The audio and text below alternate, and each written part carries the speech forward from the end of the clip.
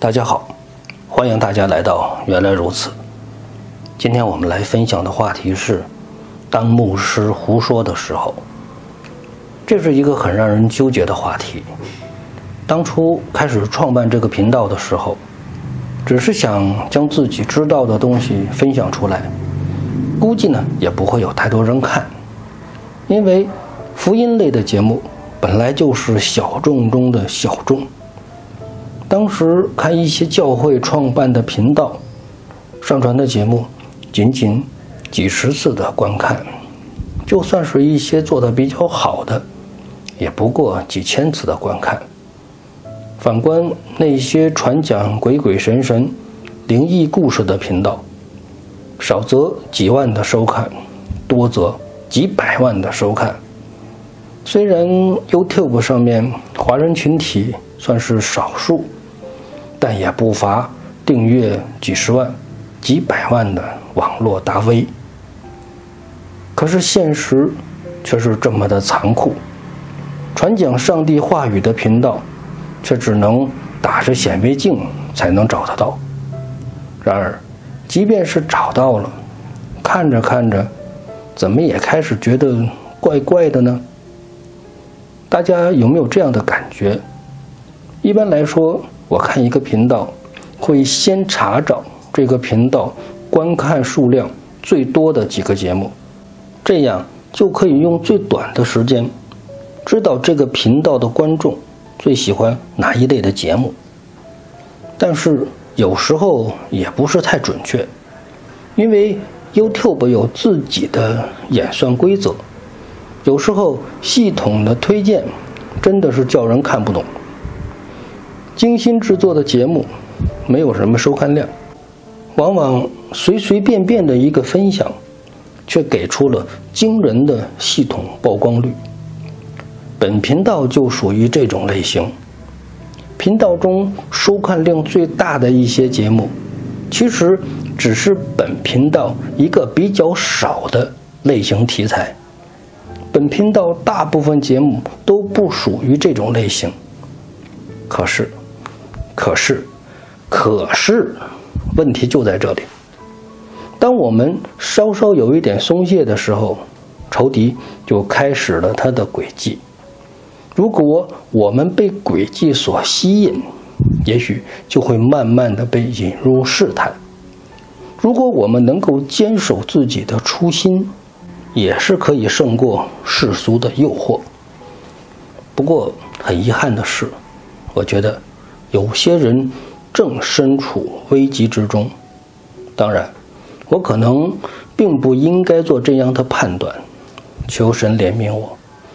这一期节目我会尽量坚守我应该保持的底线，但是有些话还是给大家好好说一说，因为我们必须面对一些牧师的胡说。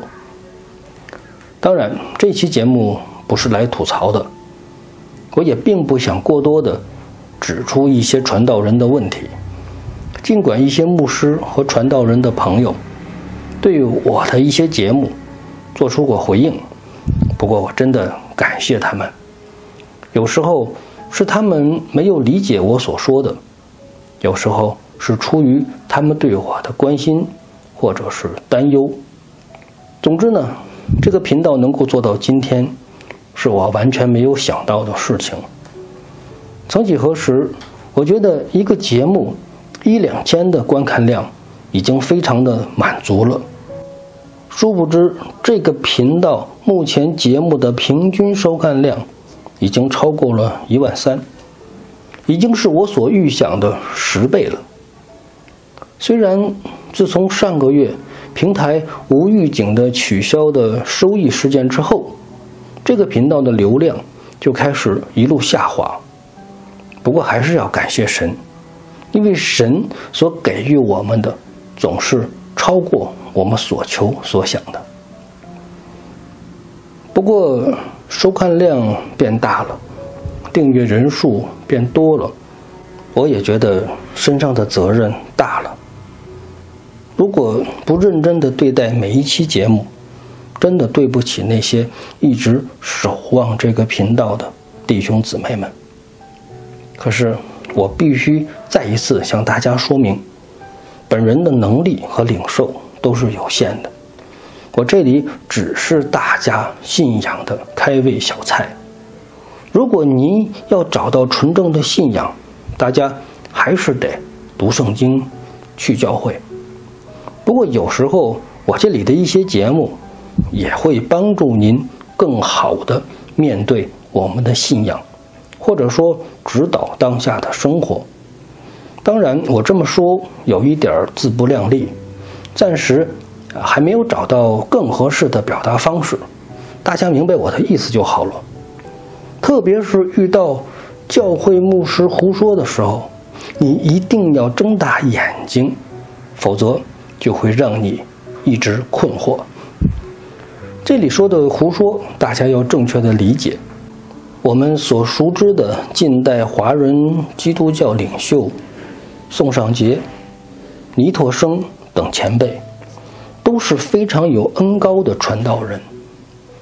不过他们的书籍或者解经，很多地方还是有待考究的。但是我们要尽量在真理中去理解这种现象。对于很多刚刚接触基督教的朋友来说，大卫·鲍森牧师的讲道一定是您看过的。然而大卫·鲍森牧师经常有借题发挥的分享，而且还有一些否定神迹奇事的自由派神学理论。其实这都是非常危险的行为。还好，估计大部分刚刚接触基督教的朋友也不会在意，或者根本就没有印象，所以不会造成太大的后续影响。但是如果你所在的教会牧师有这样的行为，那就比较麻烦了。因为牧师常年在自己的教会牧养，所以他的思想一定会对会友产生很大的影响，甚至会直接左右会友对基督信仰的认知。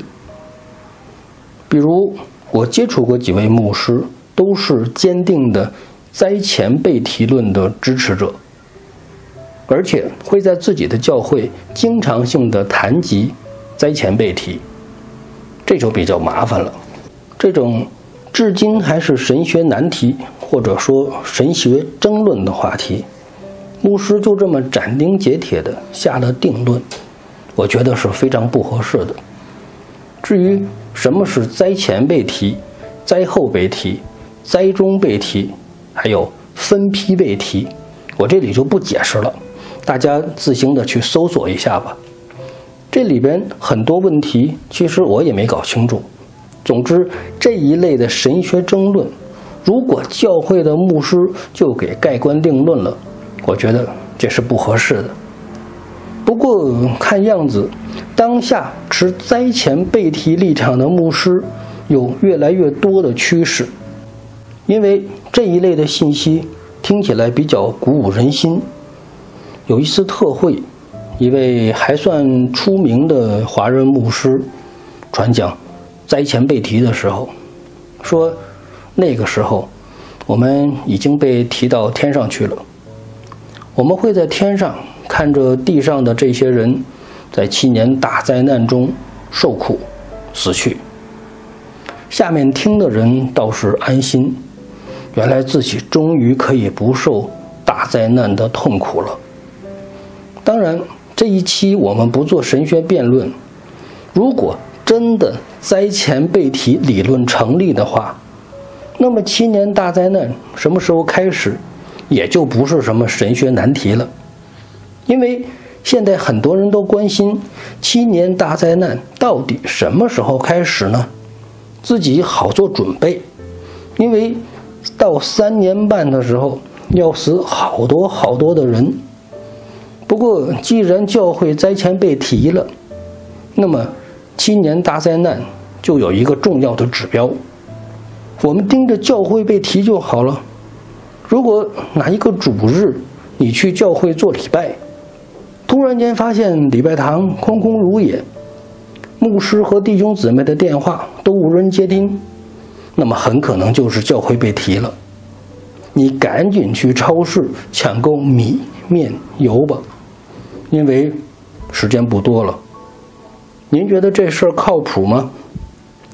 还有一种情况就是，我听到一些牧师谈论希伯来书作者的时候，非常肯定地说，希伯来书的作者就是使徒保罗。然而目前主流宗教学者都一直无法确定希伯来书的作者到底是谁。虽然这个问题并不涉及基要真理，但是2000多年以来，那么多的圣经学者都搞不清楚的问题，今天一个牧师就给解决了，您相信吗？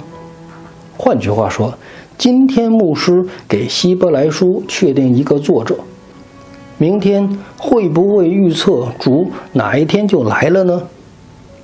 我们来看希伯来书第13章23节，你们该知道，我们的弟兄提摩太已经释放了，他若快来，我必同他去见你们。很多人判断希伯来书作者的时候，都是看这卷书的写法、文笔，觉得这卷书颇有使徒保罗的写作风范。不过众所周知，使徒保罗应该在主后64年罗马城大火之后的几年残酷逼迫中殉道了。